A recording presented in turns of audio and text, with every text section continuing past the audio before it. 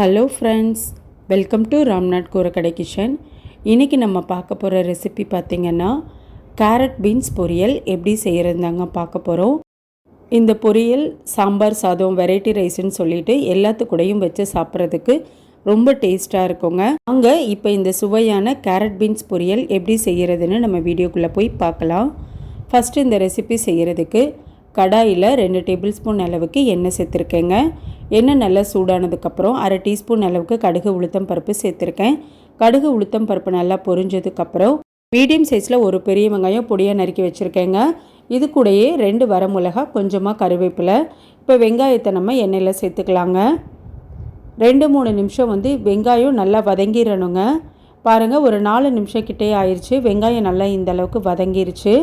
இப்போ இதில் நம்ம மசாலா பொருள் சேர்த்துக்கலாங்க. 1/4 டீஸ்பூன் அளவுக்கு மஞ்சள்தூள் சேர்த்துக்கலாம். 1 டீஸ்பூன் அளவுக்கு சாம்பார் தூள் சேர்த்துக்கலாங்க. சாம்பார் தூள் சேர்த்து நம்ம இந்த பொரியல் செய்யும்போது டேஸ்ட்டு ரொம்ப நல்லா இருக்குங்க, நல்லா வாசனையாகவும் இருக்கும். இப்போ பாருங்கள், ஒரு 2-3 நிமிஷம் கிட்ட எண்ணெயிலே நல்லா வதக்கி விட்டுட்டேங்க. அடுப்பை மிதமான தீயில வச்சுக்கோங்க. இப்போ நம்ம காய் சேர்த்துடலாங்க. 200 கிராம் அளவுக்கு பீன்ஸ் பொடியாக நறுக்கி வச்சுருக்கேங்க. 100 கிராம் அளவுக்கு கேரட் சேர்த்துக்கிறேன். இப்போ பீன்ஸு கேரட்டுக்கு தேவையான அளவு உப்பு சேர்த்துக்கலாங்க.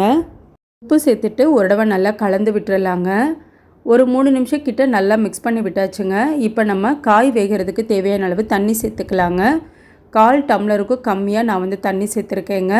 தண்ணி சேர்த்துட்டு ஒரு தடவை நல்லா கலந்து கொடுத்துக்கலாம். ஒரு 7லேருந்து 8 நிமிஷம் மூடி போட்டு வச்சிடலாங்க. காய் நல்லா வெந்து வரட்டும். இடையில ஒரு தடவை நல்லா கலந்து விட்டுக்கோங்க, இல்லைன்னா காய் அடி பிடிச்சிருங்க. இப்போ ஒரு 7 நிமிஷத்துக்கிட்டே ஆயிடுச்சுங்க. ஓப்பன் பண்ணி பார்க்கலாம். காய் நல்லா சூப்பராக வெந்திருக்குங்க. நம்ம சாம்பார் தூள்லாம் சேர்த்துருக்கிறதுனால நல்லா வாசனையாக இருக்குது. இப்போ இது கூட நம்ம ஃப்ரெஷ்ஷான தேங்காய் துருவல் சேர்த்துக்கலாங்க. 2 டேபிள் ஸ்பூன் அளவுக்கு தேங்காய் துருவல் சேர்த்துருக்கேங்க. தேங்காய் துருவல் சேர்த்துட்டு ரொம்ப நேரம் அடுப்பை ஆன் பண்ணி வச்சுருக்க வேணாங்க. 1 நிமிஷம் போல் மட்டும் நல்லா கலந்து விட்டுட்டு அடுப்பை ஆஃப் பண்ணிடலாம். அவ்வளோதாங்க. ரொம்ப சூப்பரான ஒரு கேரட் பீன்ஸ் பொரியல். ரொம்ப சிம்பிளான ஒரு பொரியல் ரெசிபிங்க. ஆனால் டேஸ்ட் ரொம்ப சூப்பராக இருக்கும். நீங்களும் கேரட் பீன்ஸ் பொரியல் உங்கள் வீட்டில் இதே மாதிரி செஞ்சு பாருங்கள்.